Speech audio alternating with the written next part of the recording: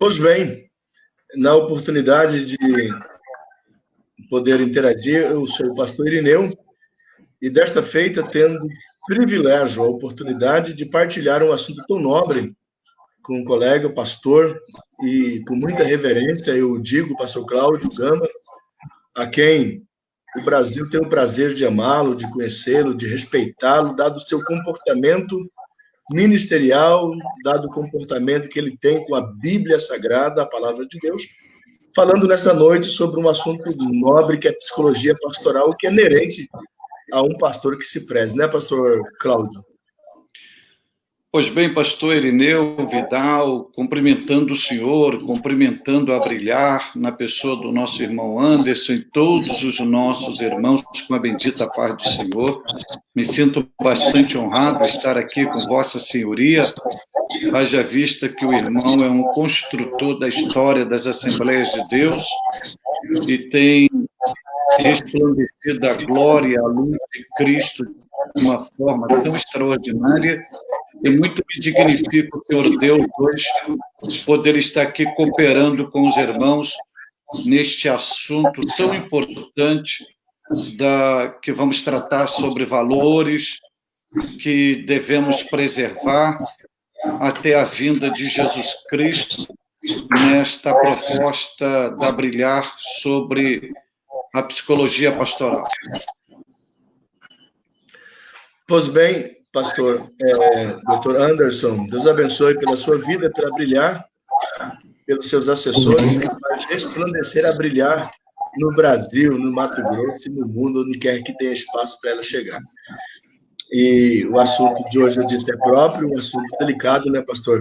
Nós vamos estudar psicologia pastoral, inquere que tratamos isso com muito carinho, embora nós vemos muito devaneio por parte de lideranças, pastores de igreja, sem entendimento do que seria, até para princípio de conversa, para ouvir o nosso nobre pastor, nosso nobre par, de que acho que todos os líderes deveriam conhecer um pouquinho de psicologia pastoral, conhecer também um pouquinho de psicanálise, como interpretar a mente das pessoas, a mente dos membros.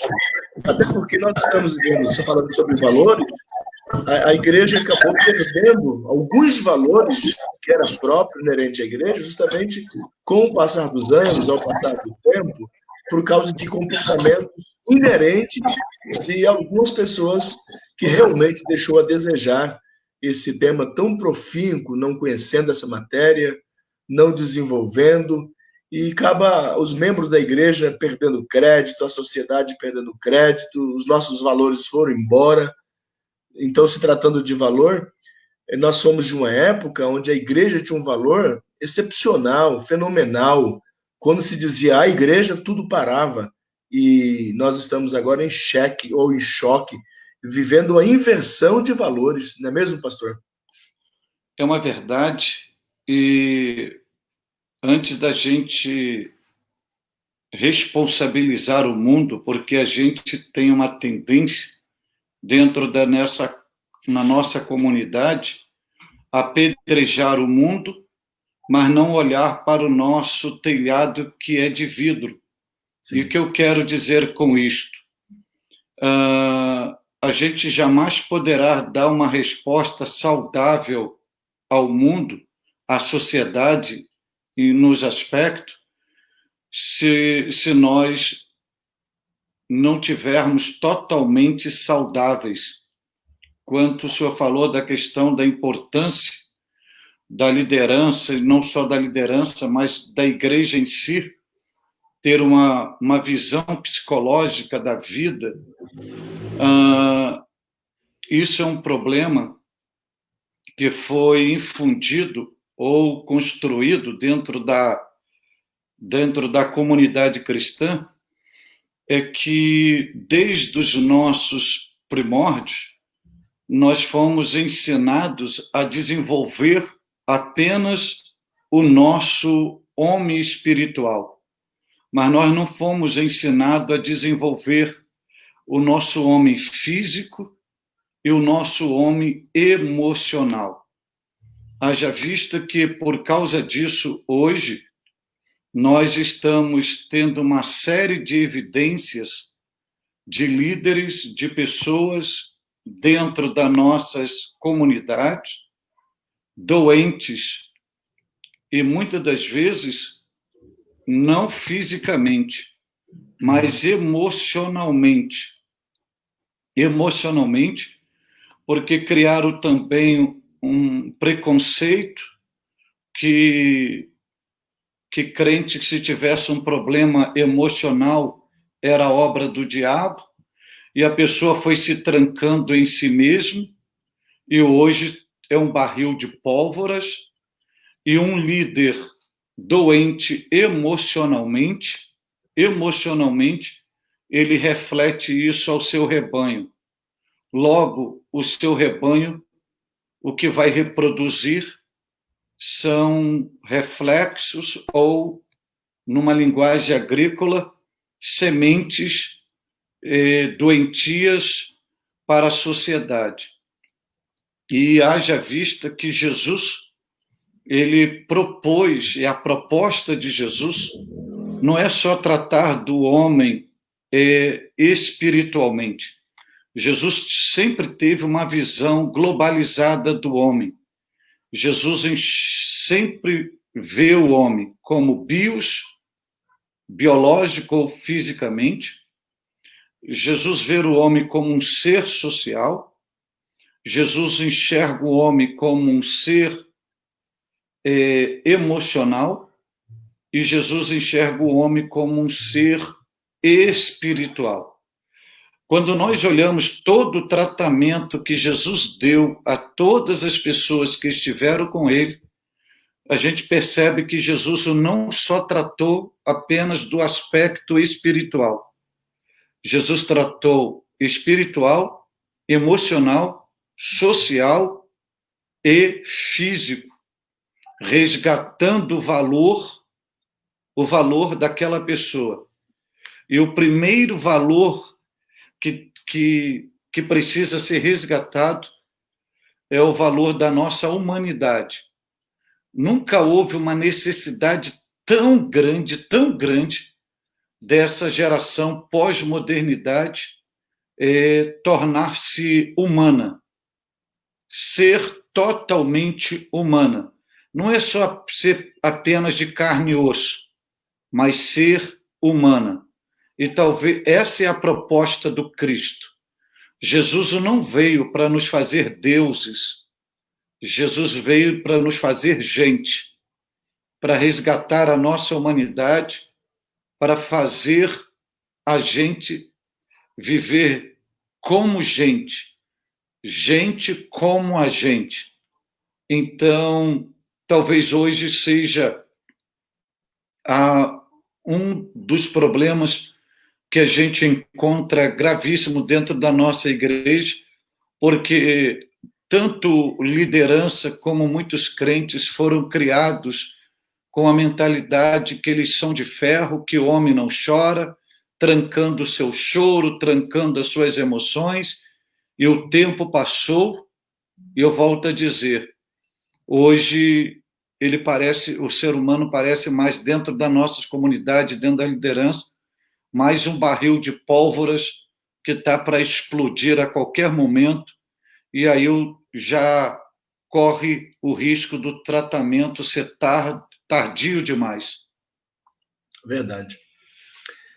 Analisando nessa ótica, eu vejo como que Jesus resgatou valores, utilizando quando ele diz assim, hoje convém passar em Samaria. A história revela que em passar porque convém, porque era um tempo chuvoso e os lugares em redor de Samaria estavam cheios, os vales. Mas quando ele disse, hoje me convém, ele estava usando uma linguagem, ainda que para os discípulos não houve interpretação, mas uma linguagem científica, dizendo, hoje convém. Só parando aqui para dar um alô ao pastor Cristiano Matias, que está nos ouvindo. Gente boa, será o meu substituto aqui, inclusive. Gente finíssima, um homem de Deus. Então, pastor, Jesus disse, hoje me convém passar em Samaria.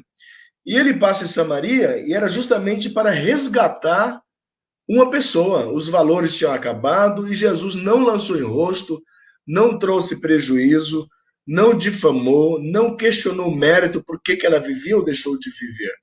Jesus chega e diz: eu vou ficar aqui no poço porque ela veio aqui no poço. E quando Jesus pede água, ela confrontou Jesus. E Jesus o entendeu naturalmente porque ela estava com problema, ela tinha problemas. Ela já vinha com problemas de outras épocas e Jesus não a questionou. E ele disse: me dá água. E ela disse: você é judeu, eu sou samaritana, não somos nem sequer amigos. E Jesus não deu importância porque ela estava doente, ela precisava de ser curada.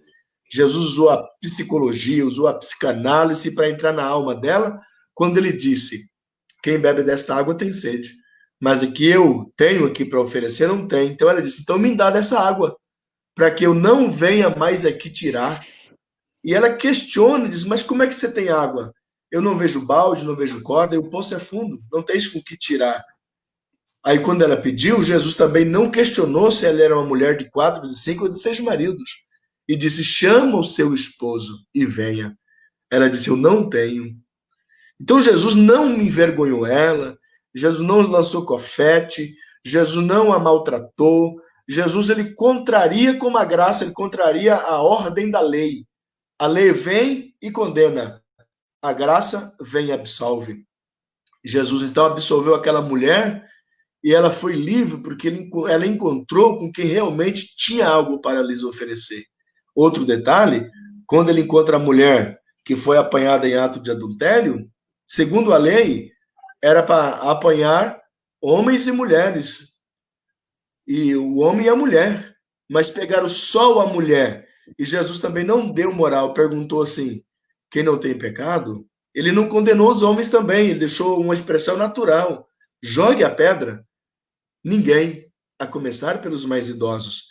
E ele disse: cadê? Ela disse: ninguém. Ele falou: nem eu também te condeno. Na graça que Jesus veio recuperar valores, ele encontra o homem na cruz. O da esquerda disse: se és filho, salva-te a nós. Mas o da direita disse: nós merecemos. Senhor, lembra de mim. Ele disse: hoje estarás comigo no paraíso. Então a lei condena, porque a lei é a ótica dos homens. É os homens querendo tomar prazer no detrimento, na fraqueza, espoliar outro. Mas a graça chega e abraça. Então Jesus utiliza esse poder da psicologia, da psicanálise, para recuperar valores, aquilo que para a sociedade não presta, não serve, não tem valor. Jesus chega e pega a pessoa, transforma ele, bem como dentro da igreja, que para muitos líderes, muitos crentes, não tem valor nenhum. Só porque o feriu, ou questionou, ou fez uma pergunta contundente, e não foi do agrado a pergunta, e eles levantam, alça a voz e questiona as pessoas que o indagam. Quando Jesus quebranta tudo isto e veio mostrar, é necessário, então, recuperar os valores, coisas que tínhamos e não temos mais. E para recuperar, nós temos que trabalhar, buscar as dracmas dentro da nossa casa. É uma pura verdade. E pegando aí um gancho no que o irmão falou sobre a mulher adúltera, lá de João capítulo 8. Em momento algum, Jesus a chamou de adúltera. Quem chama de adúltera são os religiosos. Pelo contrário, Jesus resgatou a dignidade dela num nível tão alto, que Jesus usou um termo para ela de honra, quando Jesus a chama de mulher. Quando Jesus a chama de mulher, Jesus está resgatando sua dignidade física, sua dignidade social, sua dignidade emocional e a sua dignidade espiritual. No entanto, ele diz assim, pode ir embora. Quando ele diz não peques mais, o que é um pecado? O pecado é uma dívida. É uma dívida moral, é uma dívida espiritual, é uma dívida social e uma dívida consigo mesmo. Quando ele diz assim, você pode ir, ele falou assim, olha, você não tem dívida, você não me deve nada. Você não me deve nada. Então, o que Jesus fez? Jesus fez aquela mulher se encontrar consigo mesma. Esse é um dos maiores desafios hoje, dentro de um aconselhamento pastoral, dentro da psicologia pastoral, e isso começa de cima para baixo. Primeiro, aqueles que são responsáveis pela liderança, que exercem a liderança, eles se encontrarem em si mesmos, porque tem muitas pessoas viajando de si mesmos, estão fora de si mesmos. Eles estão vivendo uma realidade que não é real. Eles estão vivendo uma vida que não é real. Estão vivendo uma utopia. Sim. Uma utopia. Então, eles têm que se encontrar em si mesmo. Se encontrar a si mesmo. E os líderes, um dos fatores importantíssimos de encontro a si mesmo é quando eles pegarem um alfinete, um espinho, e colocar na pele deles e levar um estalo e falar assim, opa, eu sou gente, eu sou ser humano, eu sou um vaso de barro, opa, eu não sou um super-herói, eu não sou esse divino, eu sou como o outro é. Então ele passa a se encontrar em si mesmo. Esse é um dos maiores desafios. E fazer com que o seu rebanho, cada membro, se encontre em si mesmo, para que não viva uma vida cristã fantasiosa. Uma vida cristã fantasiosa. Para que não viva uma vida cristã fora da veracidade do Evangelho de Cristo. Do Evangelho de Cristo. Para que não se acham um super crente, um super poderoso. O cristão, a unção, a bênção de Deus, a misericórdia, toda a riqueza de Deus depositada num ser humano, não faz esse ser humano anjo, não faz esse ser humano divino. Ele Sim. continua sendo humano, investido de uma autoridade. Então, esse encontro dessa pessoa consigo mesmo vai viver um cristianismo pé no chão. O cristianismo de Jesus, de sujar os pés com a poeira. Um cristianismo de Jesus, de olhar para o próximo, enxergar a sua imagem. Um cristianismo de Jesus, de tratar de si mesmo, ouvindo o canto de um pássaro, ouvindo o barulho das águas de chuva e ouvindo o som da chuva caindo, como se fosse uma orquestra. Ou valorizar o desabrochar de uma flor, valorizar as mínimas coisas. Então, esse cristianismo antropocêntrico, ele fez o ser humano se tornar, ou os membros da igreja, ou se sentirem como se eles fossem os grandes heróis hollywoodianos. E cristianismo não faz ninguém Deus. O cristianismo nos faz gente como a gente, viver entre os homens.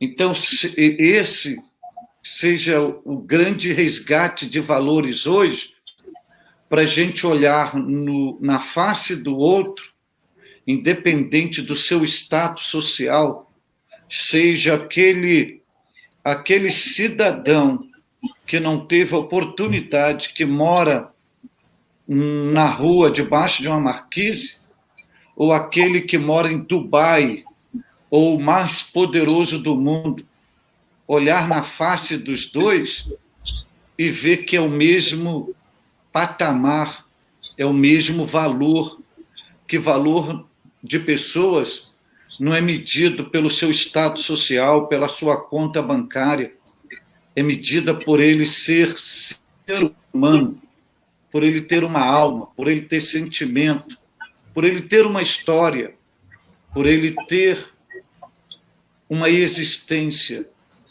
Então, esse seja aí um dos maiores desafios da liderança nesse tempo do fim. Positivo. Há um jovem perguntando, Gabriel, e a pergunta é, mais uma pergunta que vem a nós diante desse tema. O que leva tais líderes a chegarem a este nível? O que os leva a agir desta forma? Como identificar os tais e como corrigi-los?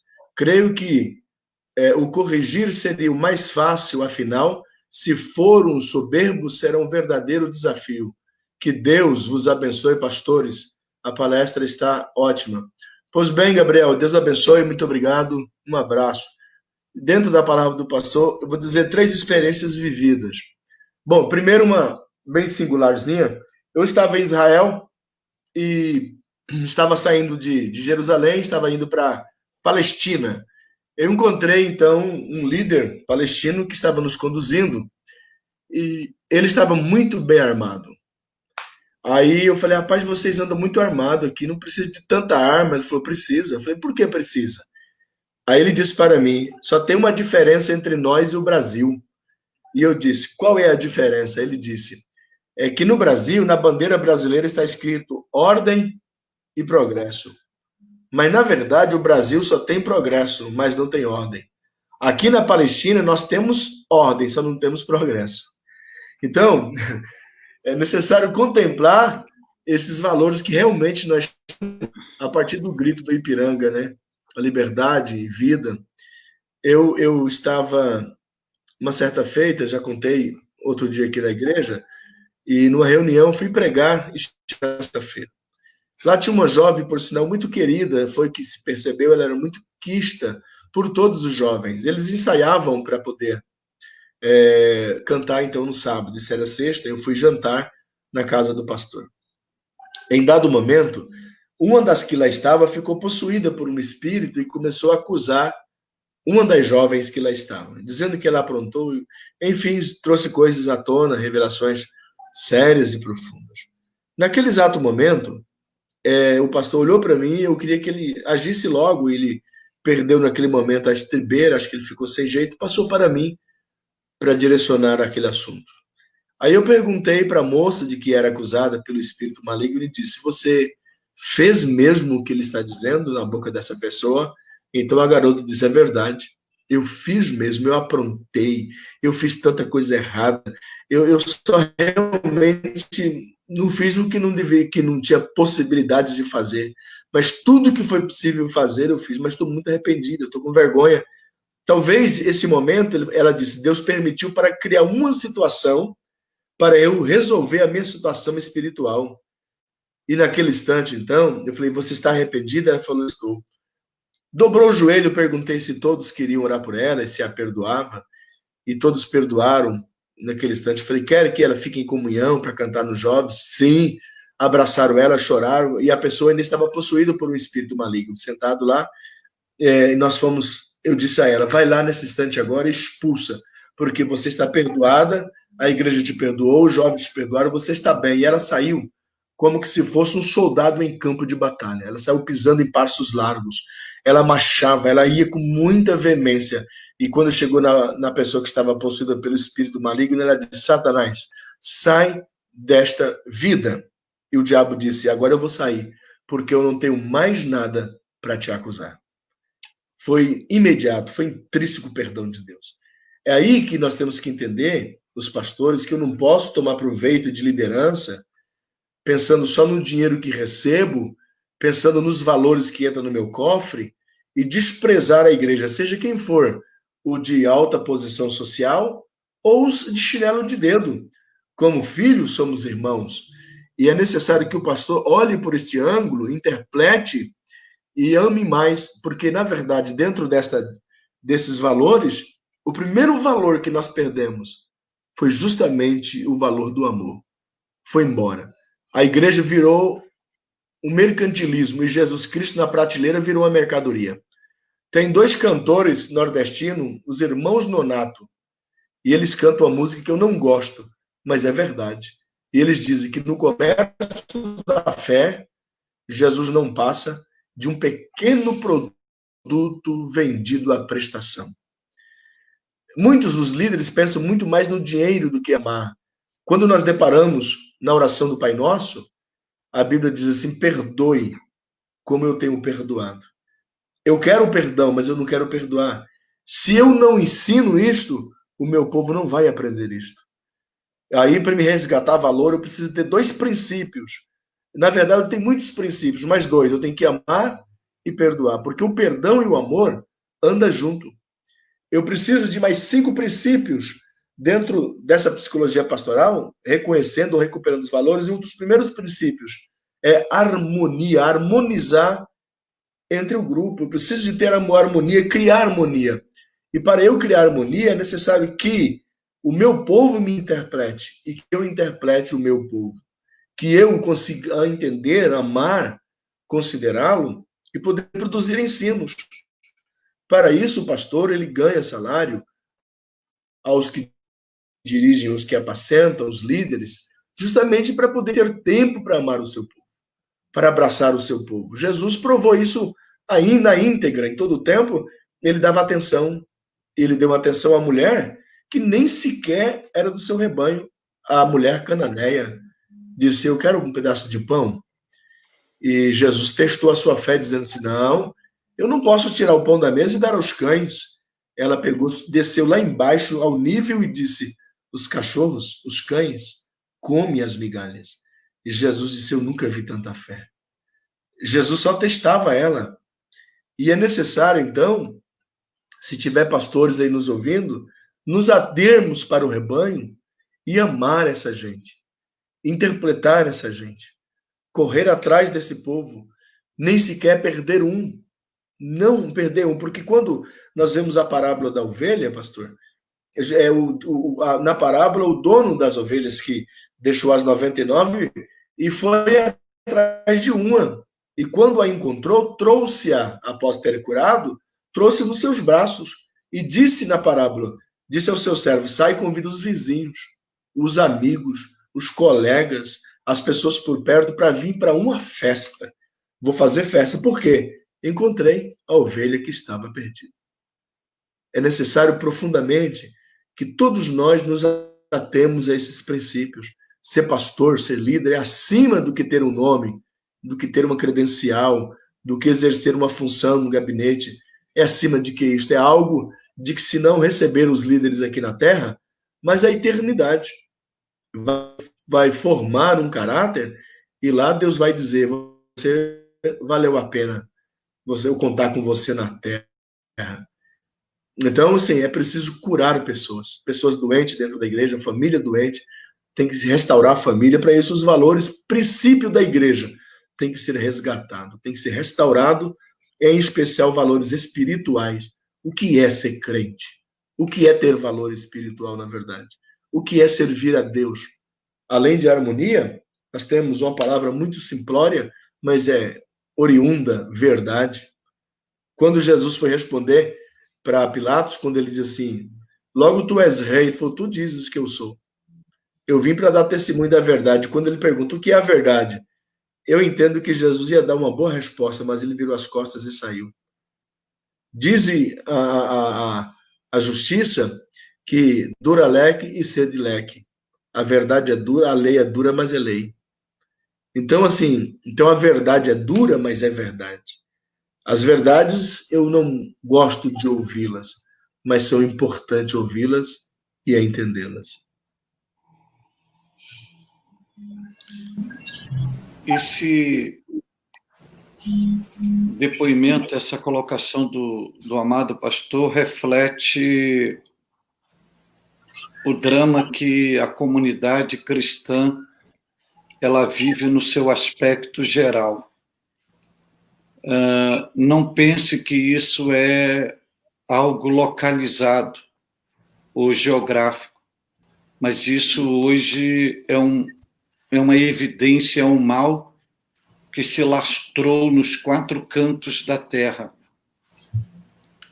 Aí talvez surja a pergunta, então se lastrou é algo irreversível. Não é isso que o cristianismo ensina.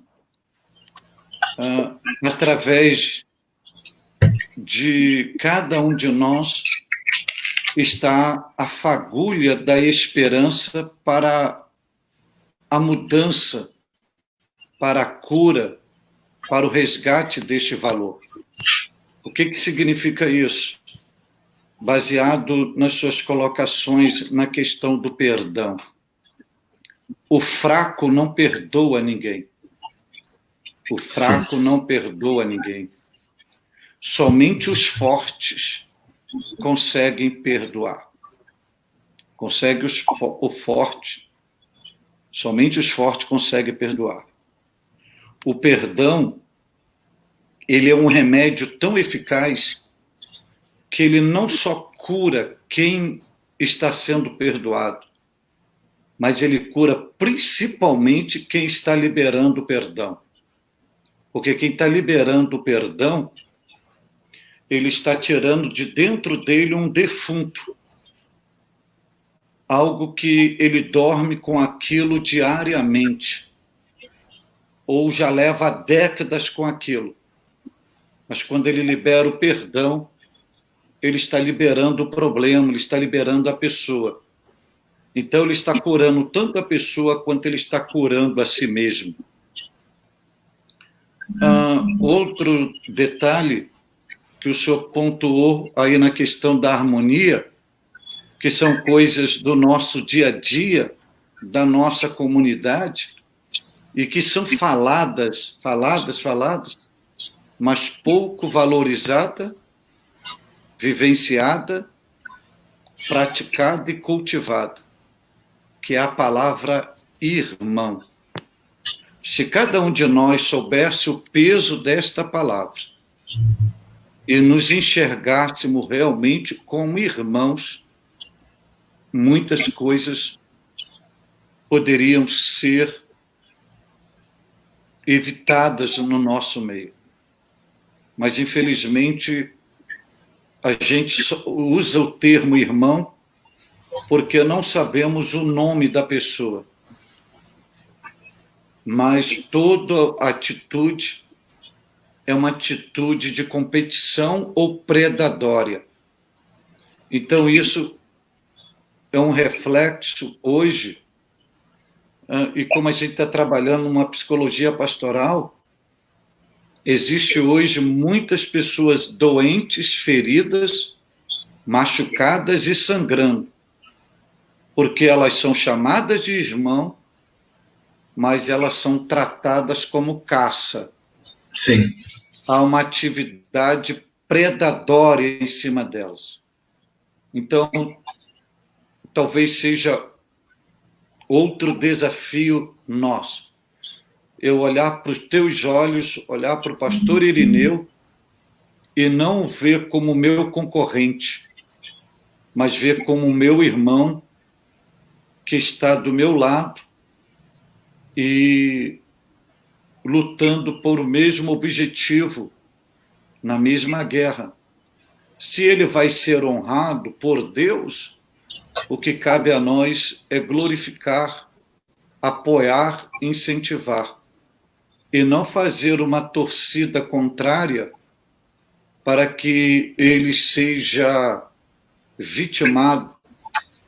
Então, a questão hoje desse resgate de valores, talvez para muitos a gente esteja aqui no campo da utopia, dizendo é impossível.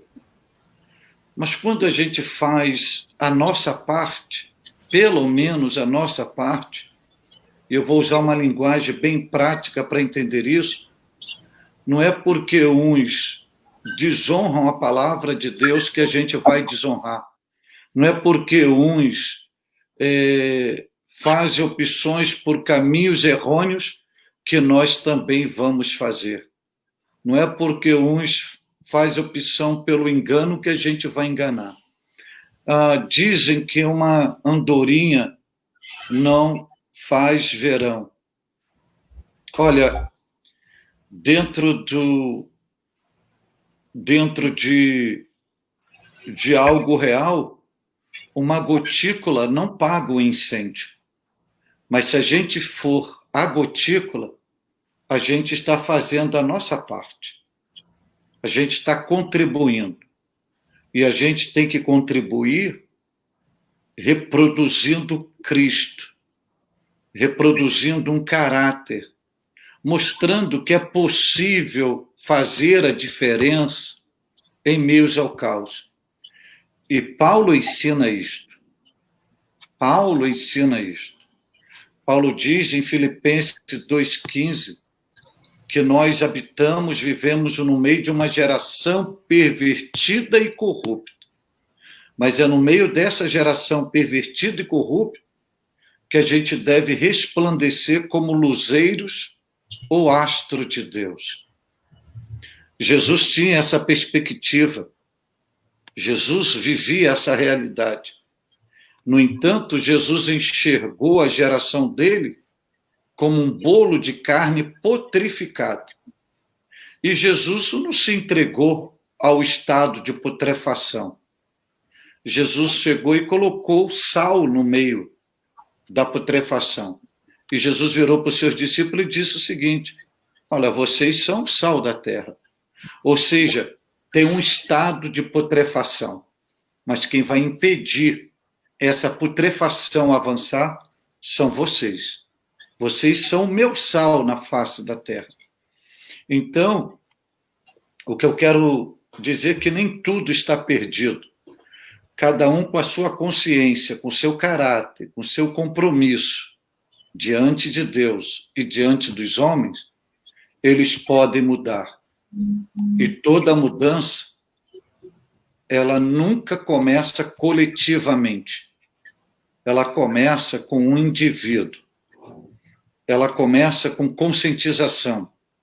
Ela começa com exemplo de vida, o que a Bíblia chama de testemunho. Então, se cada um viver ou procurar viver a essência do Evangelho, a gente tem muito a que contribuir para dar uma qualidade de vida a essa comunidade, a essa geração que nos rodeiam. Verdade. Eu me lembro que quando Jesus, para alguns foram na quinta, ou para outros foram na quarta, depende como que eles interpretam, mas nós sabemos que foi na quinta-feira que Jesus disse: eu desejei muito comer com vocês a Páscoa antes que padeça. E mandou sair, porque não era normal o homem carregar água, buscar água, carregar um cântaro de água, era anormal. E ele disse: vai encontrar um homem por aí com um cântaro na cabeça. E diz que vamos na sua casa e que ele prepare a sala lá para nós. E assim o fez. Jesus, estando ali, questionou o mérito com seus discípulos, comeram, mas logo em seguida ele foi para o jardim do Getsemane. E quando ele chega lá, ele disse aos seus discípulos: ficai aqui que eu vou ali ou além. E foi orar, e ele estava sentindo aquilo que muitos pastores, muitos líderes, por serem radical, acham que o crente não vive depressão, por ser crente. Crente é uma pessoa comum, depressão é uma doença. A depressão é um câncer como um câncer no corpo, é um câncer na alma. A diferença é que quando nós vamos visitar uma pessoa cancerosa, ele nos faz sair de lá triunfante e diz pra gente: eu vou sair. Se for crente, ele vai dizer: eu vou pregar, eu vou para os quatro cantos da terra. Ele está altruísta. Quem tem um câncer na alma, ele está deprimido, se deprime num quarto e começa com a tristeza, na angústia e na depressão. Aí passa para o esquizofrenismo ou para a melancolia. São estados que mudam o comportamento da sua mente e que o leva a alguma situação. Jesus viveu como homem um momento depressivo ali no jardim do Getsemane, quando ele chegou a dizer: passa de mim este cálice sem que eu o beba. A Bíblia diz que Deus mandou um anjo para o confortar.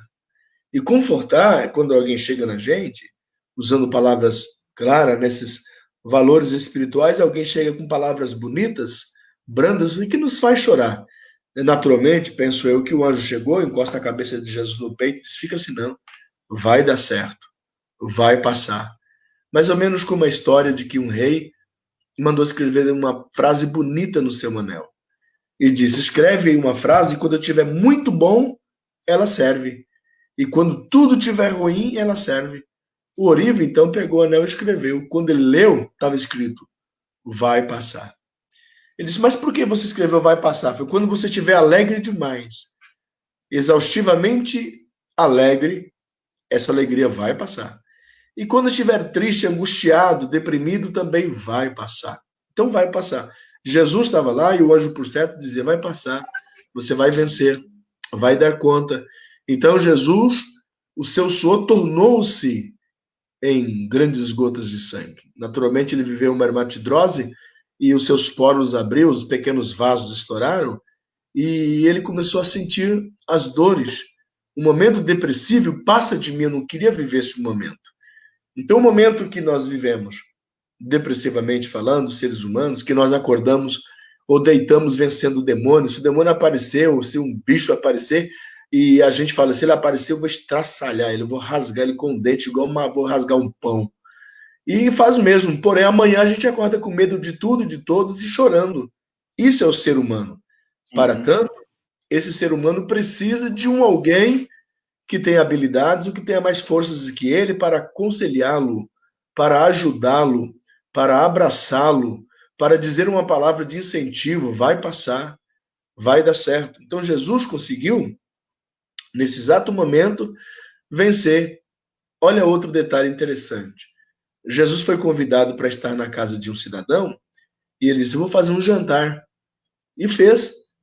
Naquela casa houve uma invasão. A mulher entrou lá na casa e começou a chorar nos pés de Jesus. Foi ignorada e alguém só pensou e disse: se ele soubesse mesmo quem é esta mulher, ele não deixaria.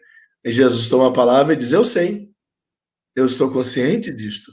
É que quando eu entrei na sua casa, você não me destes água para lavar os pés e nem sequer o rosto, o pescoço. Mas ela entrou aqui e molha os meus pés com lágrimas. Quando eu entrei aqui, você não me deu uma toalha, porque você também não me deu água. Mas essa mulher, ela lava com as suas lágrimas. Então você também não me deu beijo, mas ela beija os meus pés. Você também não ungiu, mas ela derramou perfume no meu corpo. Eu sei. Então, a bem da verdade, para recuperar os valores, nós temos que entrar. É alguma coisa que nós perdemos lá atrás, que os líderes perderam, que a igreja perdeu lá muito antigamente. É necessário recuperar. Eu só vou dar uma paradinha que tem uma pergunta. Pastores, tem um questionamento a fazer falando a respeito dos obreiros? Como devo aceitar uma palavra de exortação de vários obreiros que sobem no púlpito, cobra da igreja, usa costumes, cobra que os irmãos sejam frequentes aos cultos, que orem? O que eu concordo, mas quando olho para o tais, quase nunca, pastores, vejo nos cultos de ensino, quase nunca os vejo orar. Pior, vejo eles baterem na igreja. Realmente, isso é delicado. Eu vou só comentar e deixar o pastor Cláudio falar, que é delicado porque são formação. Nós estamos tendo o púlpito cheio quando Jesus diz: grande é a seara e poucos são os ceifeiros. Não está dizendo que poucos são os obreiros, porque obreiros têm demais da conta. Está ficando bonito enfeitar púlpito com pessoas, mas falta pessoas de qualificação para amar a igreja, ensinar a igreja. Falta biblistas dentro da igreja. Pastor Cláudio. Em relação a esse resgate de valor, eu vou aproveitar já responder a pergunta daquele irmão do Daniel. A primeira coisa que a pessoa tem que resgatar. E quando a gente está falando hoje a nível de psicologia pastoral, é a sua autoridade. A sua autoridade. Que é diferente de autoritarismo. Sim. E a autoridade, ela não se compra. A autoridade, ela é construída. E a autoridade, ela é construída, primeiro, com exemplo de vida, com verdades, com transparência, com sinceridade, com honestidade. Então, respondendo esse irmão, a própria vida dele já sinaliza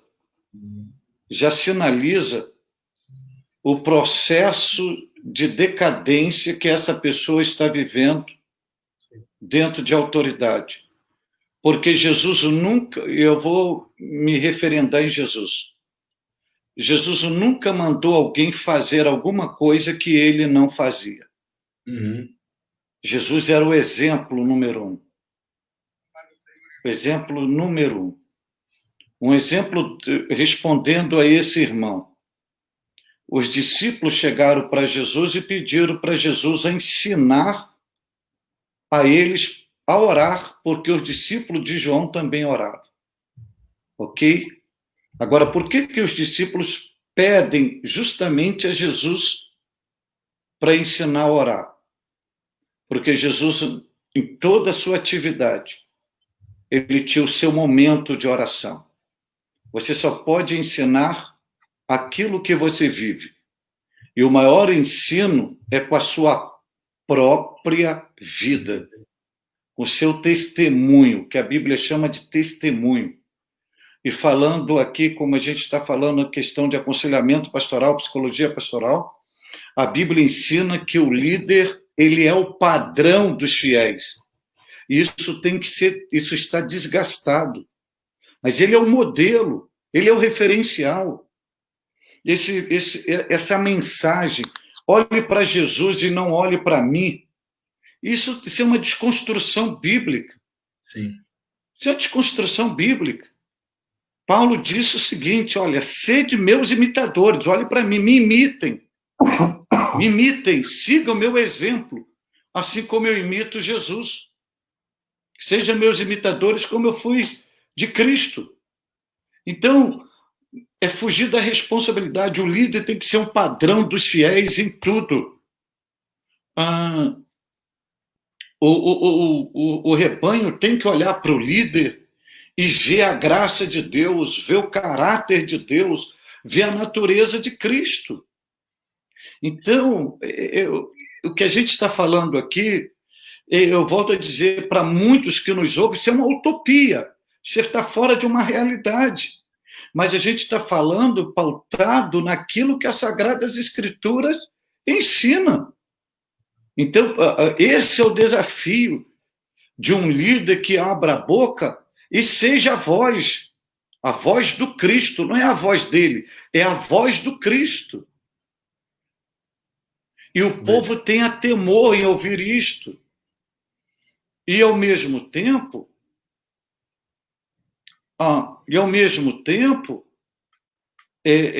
saber que ele está lidando com algo que não pertence a ele. O rebanho é de Deus. E cabe ao pastor, ao líder, alimentar esse rebanho. E eu vou pegar um gancho aí do Kelvin Santos, como aconselhar um jovem depressivo que não quer se socializar com os jovens do conjunto, só fica cada vez mais isolado. Esse é um problema. Deixa a pergunta aí, por favor, no ar novamente, é Kelvin.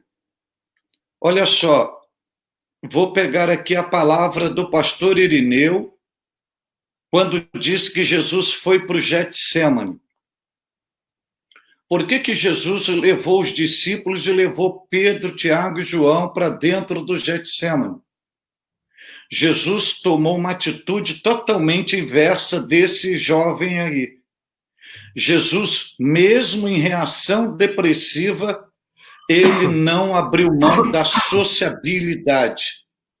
Jesus não se isolou em si mesmo.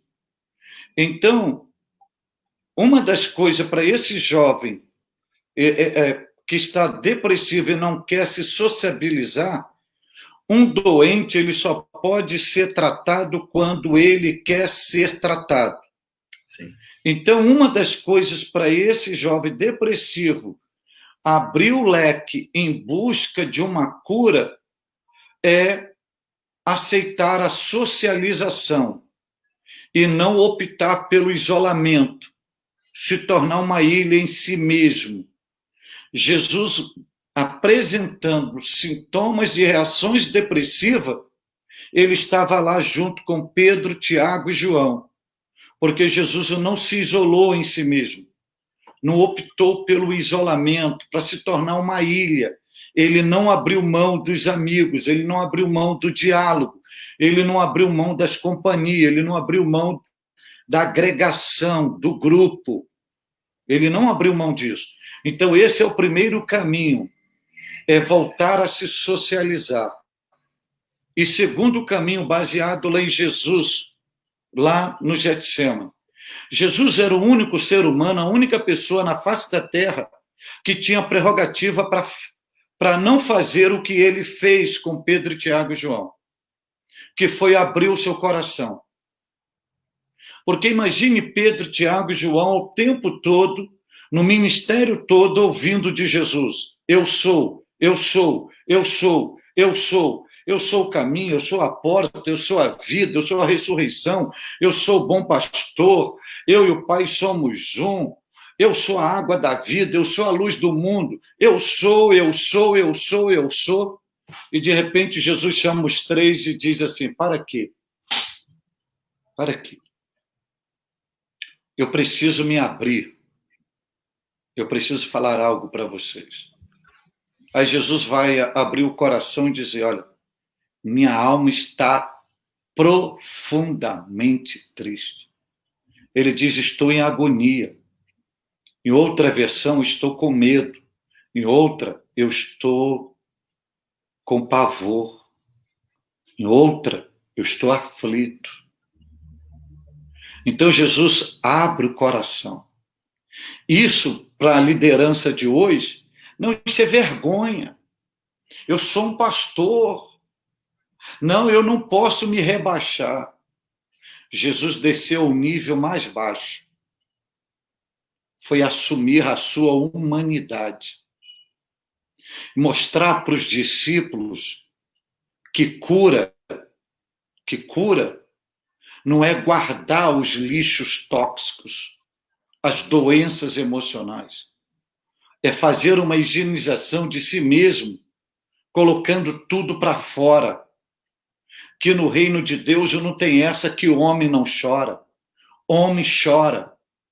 Que no reino de Deus não tem essa que o homem é de ferro. Homem não é de ferro.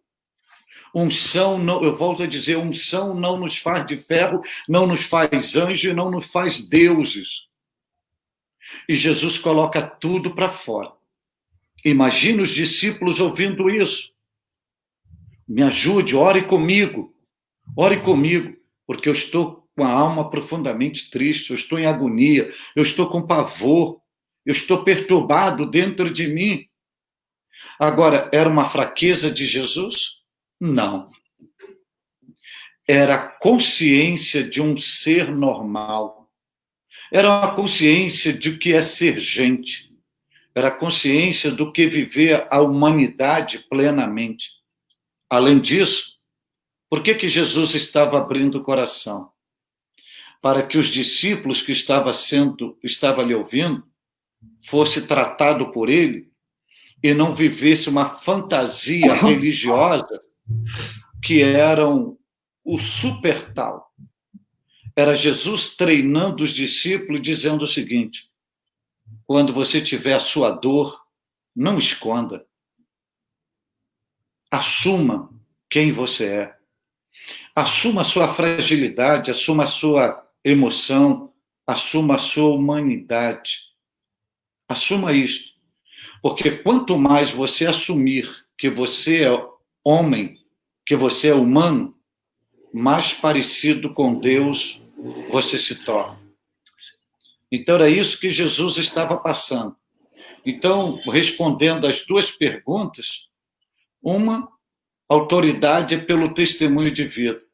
E a outra, a cura, esse jovem ele precisa tomar o querer está em sociabilidade. Porque se ele não quiser ser tratado, amarra, você não consegue tratar de ninguém. E o maior problema não é a doença, pastor Irineu. O maior problema é o doente que não quer ser tratado, ou que se esconde atrás da própria doença. Então, o cristianismo é autenticidade. O cristianismo é transparência. O cristianismo é algo, é límpido, é realidade. Então, não se inventa, não dá para maquiar, viver, falar uma coisa e viver outra.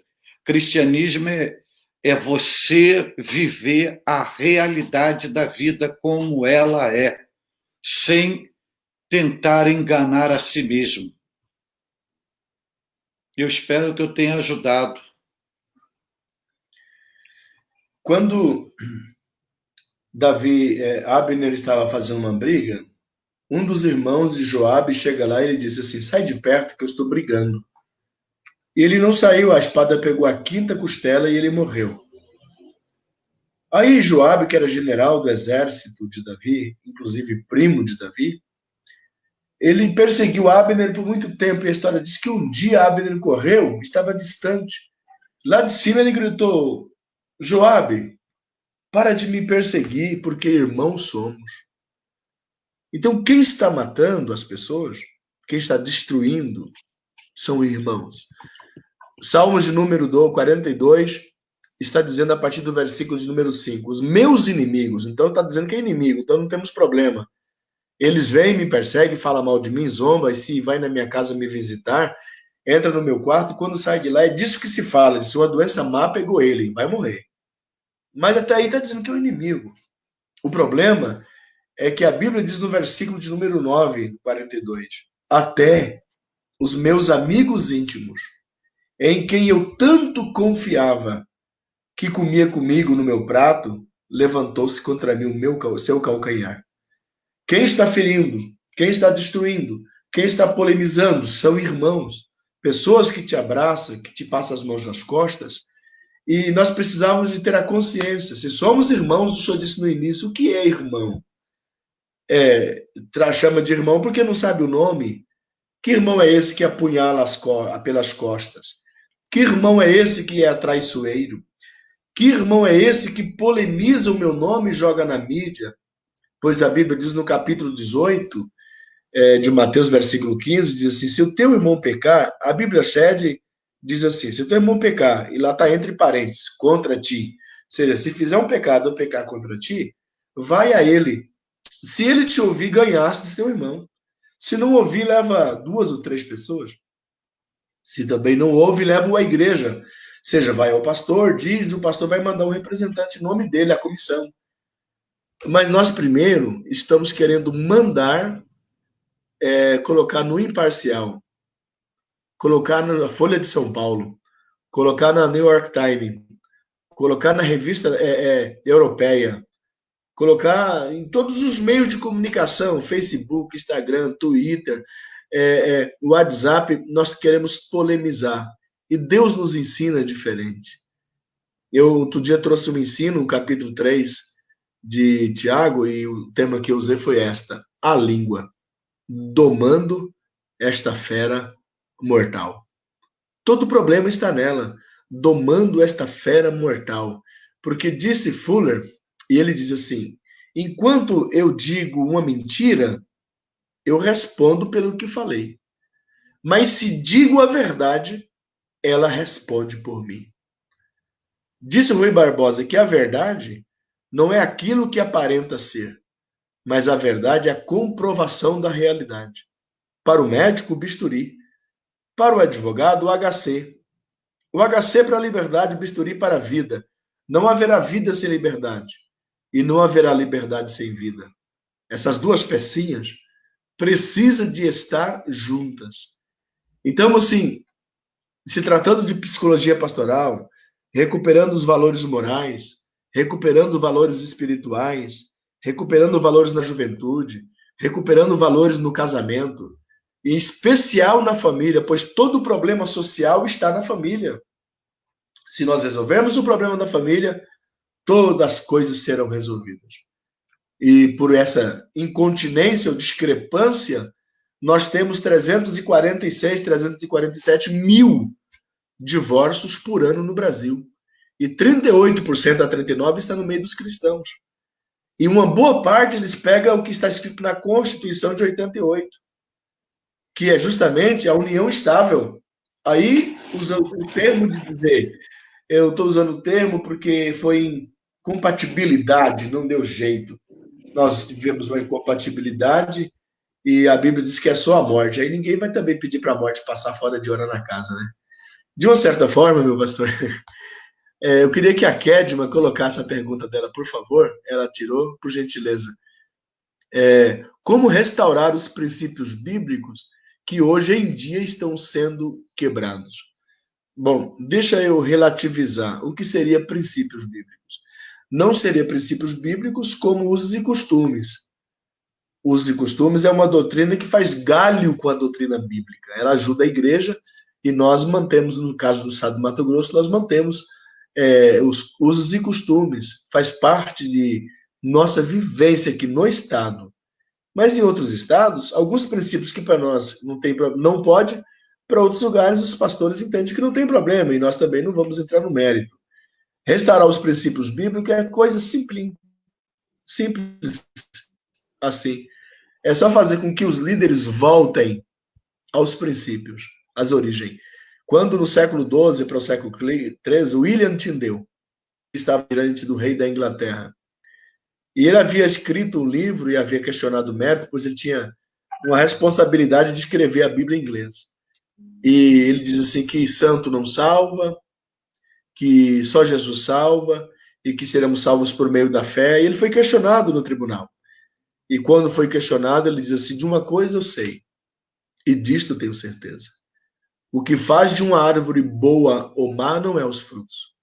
A árvore má, o fruto é mau porque a árvore é má. A árvore boa, o fruto é bom porque a árvore é boa. Não é o fruto que diz da árvore, a árvore por si só diz o que é.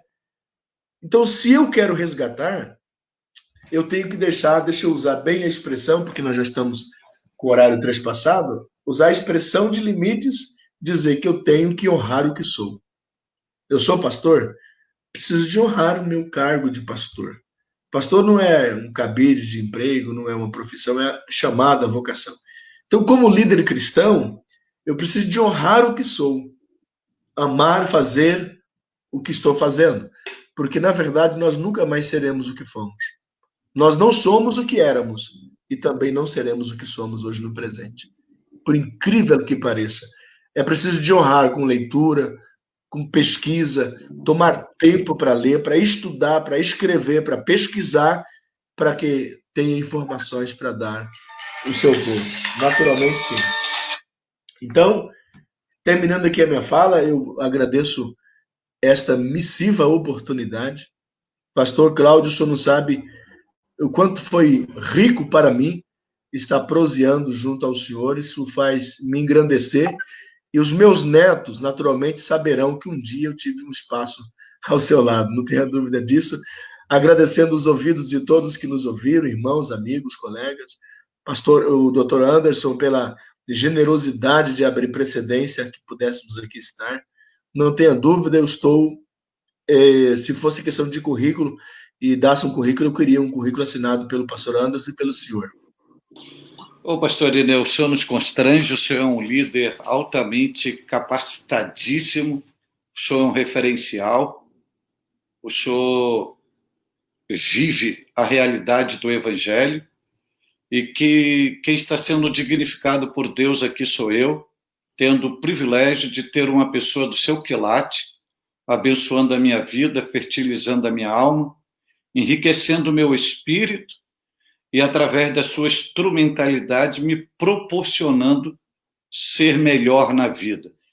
Eu quero agradecer muitíssimo ao bom Deus, ao nosso irmão Anderson, a Brilhar, ao Paulo, a todos que proporcionaram esse momento tão especial de juntos crescermos, rever nossos conceitos e possibilitar olhar novos horizontes numa perspectiva cristã, acreditando que é possível cada um de nós reproduzir Cristo na face da terra. Verdade. E se cada um de nós reproduzir Cristo, nós teremos uma igreja e uma sociedade muito mais qualificada e muito mais saudável. Fica aqui o meu tributo de gratidão ao Senhor. 1h10 que serão construídas de memorial ou memoriais na eternidade com a lápide PR Irineu Vital. Bondade. Eu agradeço mesmo, foi um prazer enorme. Eu sinto virtuoso nesta noite, de verdade, e eu digo com clareza, sabendo quem o senhor é. Talvez o senhor, com humildade, não o considera, mas nós, o Brasil, consideramos quem, na verdade, o és, a riqueza que o senhor tem, a humildade que tem, pela família, e a família pelo presente que Deus deu, que é o senhor. Deus abençoe, pastor. Obrigado, querido. Recíproca verdadeira. Deus o abençoe muitíssimo em Cristo. Amém. Pastor Cláudio Gama, pastor Irineu, para Brilhar Formação Educacional é uma grande alegria ter essa grande palestra, esse aconselhamento, essa palavra, a qual eu falo aqui também, participando, escutando, e a todos aqueles que participaram. Também quero, nesse momento, fazer um pedido do nosso ministério aqui, da Assembleia de Deus, do Ministério Belém, onde o pastor Irineu também está junto, uma oração pelo nosso pastor presidente e toda a sua família também. Sim. E a todos que participaram dessa palestra, também nós pedimos nesse momento, queremos orar, né, pelas nossas igrejas em todo o Brasil e aos nossos pastores também. Estamos nessa campanha, uma campanha de oração, que é uma semana que foram destinadas à família do pastor Sebastião. Sim. Pastor vice-presidente, pastor Rubens Ciro, que está internado, está na UTI, deu positivo Covid. Nós todos estamos orando. A Brilhar Formação Educacional, ela é uma instituição que está em trabalho, desenvolvimento da educação com base cristã. Então, para nós é uma grande alegria ter o pastor Cláudio Gama, como o pastor Irineu também. Cada um de vocês são exemplos para mim, e até a minha juventude também. Tá? Eu passei, para mim é uma grande honra ter o pastor Irineu como o pastor Cláudio Gama na Brilhar Formação Educacional. Mas nesse momento eu peço que venhamos orar pela família do nosso pastor presidente. O pastor Irineu faz parte do Conselho de Ética da nossa convenção e está ligado a tudo isso. E nesse momento eu gostaria de pedir ao pastor Cláudio Gama essa oração pela família do nosso pastor e a todo o nosso ministério. Amém. Vamos orar ao Senhor, pedir a Deus a sua bondade, a sua graça. Vamos orar.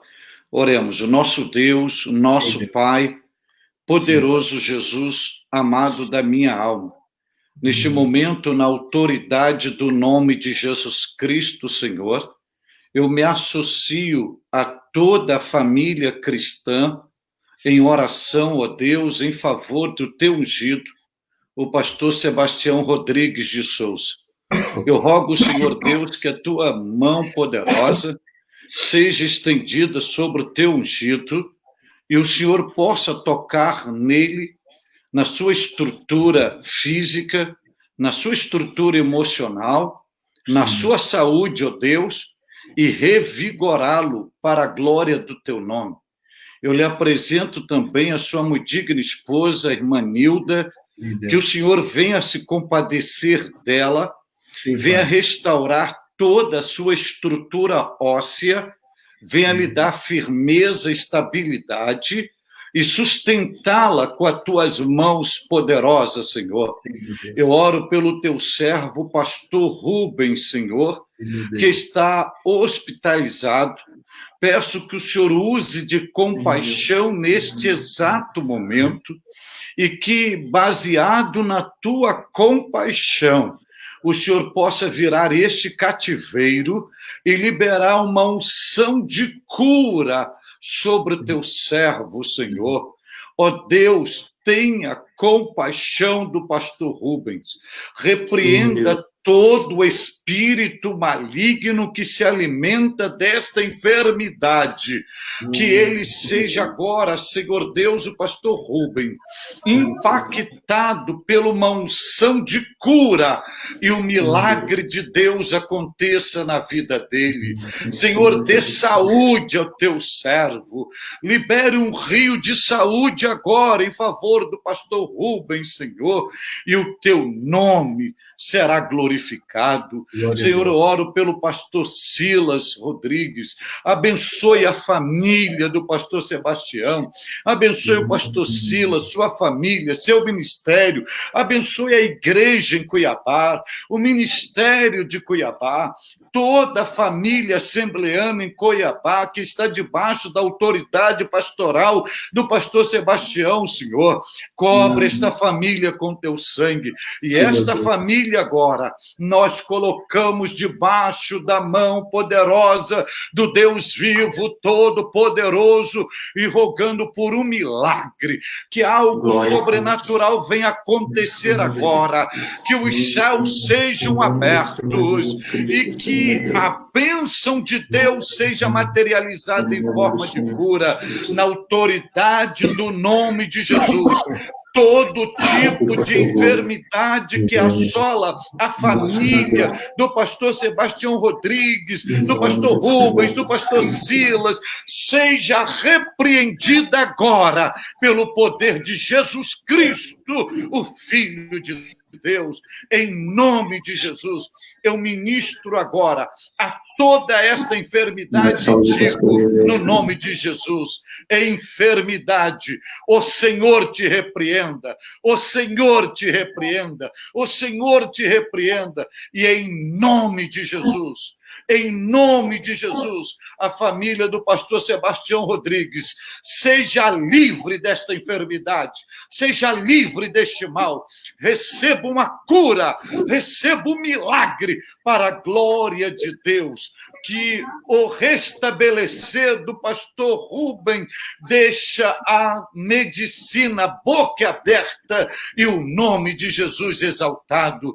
Nós oramos acreditando que o Senhor Deus, ainda hoje, fará algo que lhe apraz, visando a honra e a glória de Jesus. Assim eu oro, agradecendo por tudo, em nome de Jesus.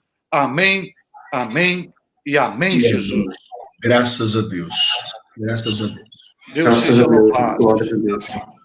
Pastor, eu vou ter o contato do senhor, então logo essa pandemia passa, nós nos encontraremos aqui no Mato Grosso. Será um prazer extraordinário.